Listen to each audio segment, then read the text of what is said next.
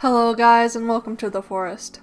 This is part 2 about consistency. If you haven't watched the first video, I would suggest watching it. In that first video we talked about Pokemon and certain Pokemon lines that could help you with consistency, but in this video we're going to talk about trainers like supporters, items, and stadiums that will help you with consistency.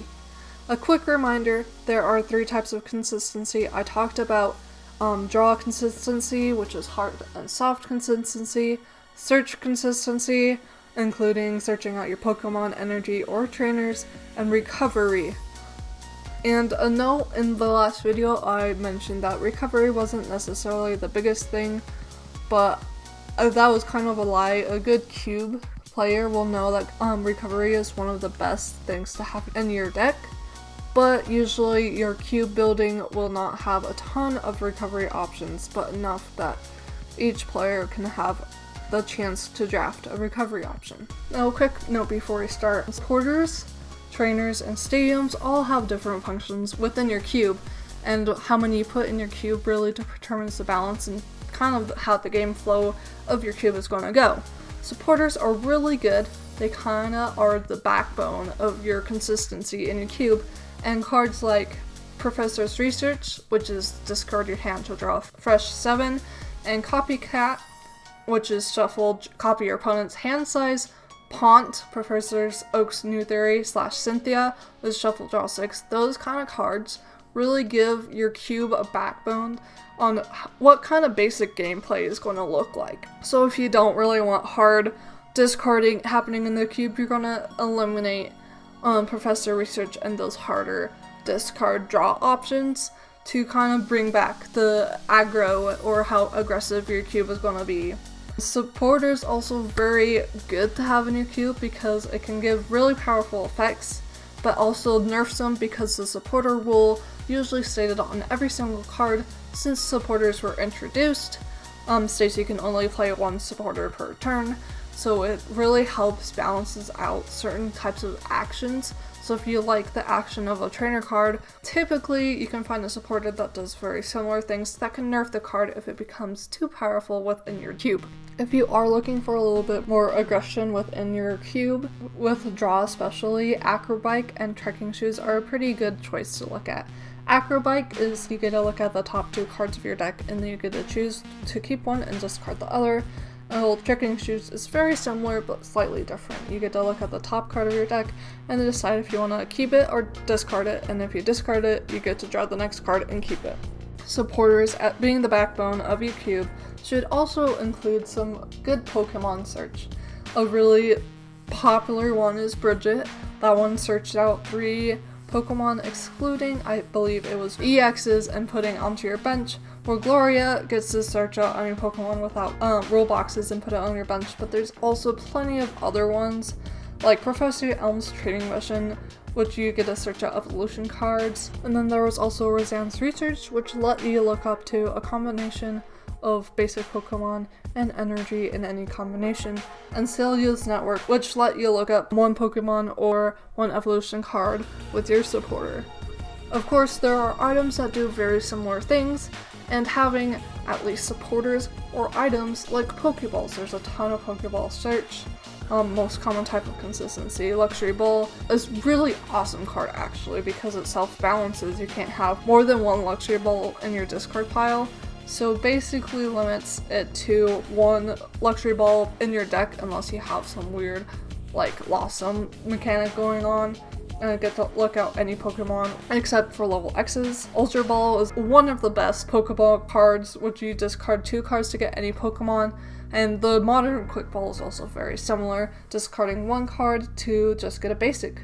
But there's also older versions of Quick Ball and also older versions of Great Ball.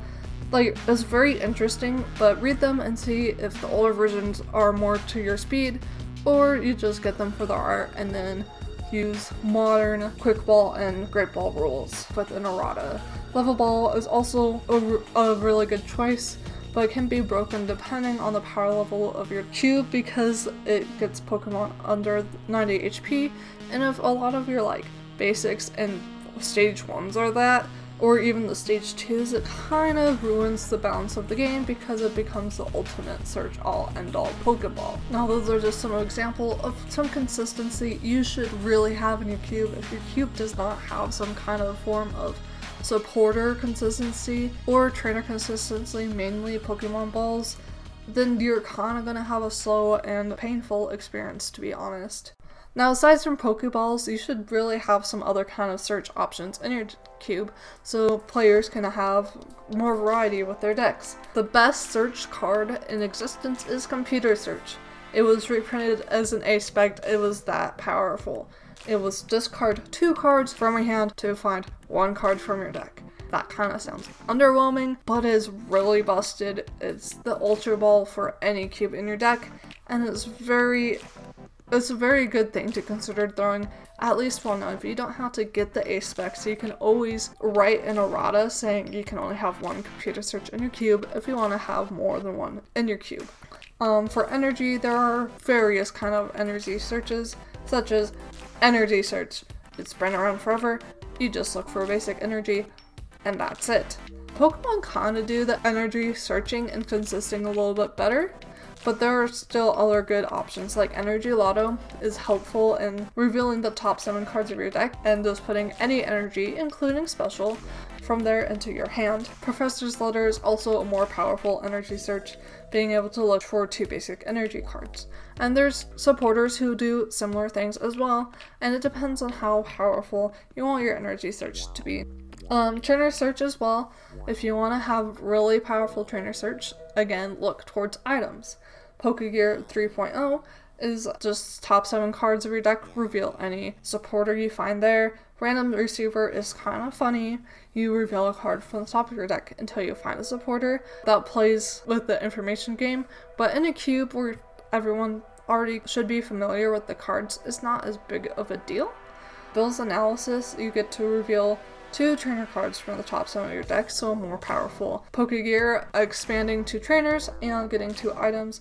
In Trainer's Mail, you get a look at the top 4 cards of your deck and reveal a trainer you find there. That is not Trainer's Mail. Last but not least, we have Recovery, and this is where trainers really shine. Unlike Pokemon, where recovery is kind of spotty, recovery in trainers was really important to have, and those are key items to grab while you're drafting your cube.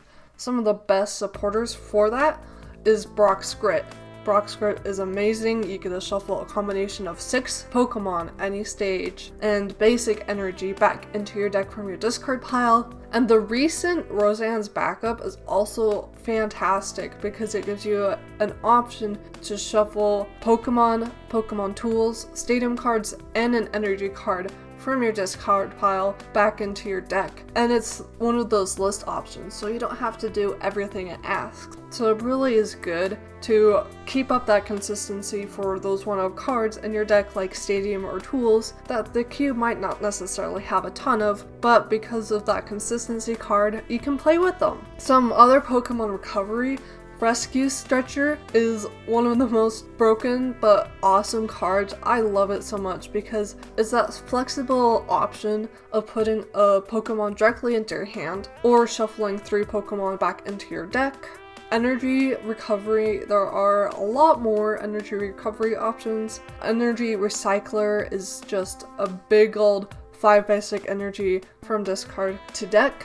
It can be a little bit overpowered depending on the power level of your cube, because if Boxkit is like one of the most powerful things, Energy Recycler might be a little bit too powerful to have as an item card in there. Special Charge is also very powerful, but is one of the main special energy recoverers of its era, shuffling up to 4 special energy from your discard pile back into your deck. Energy Retrieval is probably the more balanced item card for energy recover because you get to put 2 basic energy cards from your discard pile back into your hand, but there are some Pokemon who do that slightly better and doesn't take up as much deck space and instead just take up a bench space. I found this card, I thought it was really interesting. Energy Recycle System is basically Rescue Stretcher, but for energy, where you get to choose put a basic energy to your hand or shuffle 3 basic energy back into your deck. and it was from one set, and I thought it looked really interesting and could be really fun to fit in a cube. The ultimate recovery item, I would say, is Junk Arm. It was discard 2 to recover any trainer from your discard pile, excluding Junk Arm, and it saw massive play during its era and during like any expanded nonsense. It's always there, it's always played, so it's a more pricey card, but if you really want that kind of recovery in your deck, it's a decent thing to think about putting in your cube. Some supporter recovery that exists, there's Pal Pad. That's been reprinted several times, so you get to shuffle 2 supporters and put them back into your deck. Cynthia and Caitlin is a really good mix supporter because if you discard a card, you get to draw 3, but also get to put a supporter card back into your hand. Lusamine is actually, I feel, very balanced for cube because you get to put a combination of supporters and stabbing cards back into your deck, and the best supporter recovery to ever be printed is probably VS Seeker, putting a supporter card from your discard pile into your hand. It was a staple of its time. And before I leave you, I'll give you a quick note about stadiums. Stadiums can be very tricky to implement in Cube because many of them are type specific and go to multiple archetypes that Cube might be housing, but here are a couple of stadiums that can be good for any type of deck your Cube players might want to build. Training Court is a really good one because it's staple basic energy recovery. It could be a little bit too powerful, but it's a decent one to look at. And Jubilife Village is really cool as well as more recent. It's very much like Tropical Beach, except more accessible and not as powerful. Tropical Beach is very expensive, having a limited runtime, and you get to fill your hand to 7 and then your turn ends. Jubilife Village is similar, but it's a shuffle to draw a fresh new 5 cards and then your turn ends. In conclusion, your cube will only be as good as your consistency is within it. You can have all the wonderful Pokemon in the world, but if you don't have ways to get them out or to have the game be consistently moving forward, it will become a slog. Consistency also determines how powerful or aggressive your cube will be, so choosing the right consistency to fit the playstyle you want in your cube is key. I hope this video has been helpful in shaping how you build your cube. I will see you in the forest next time. Bye!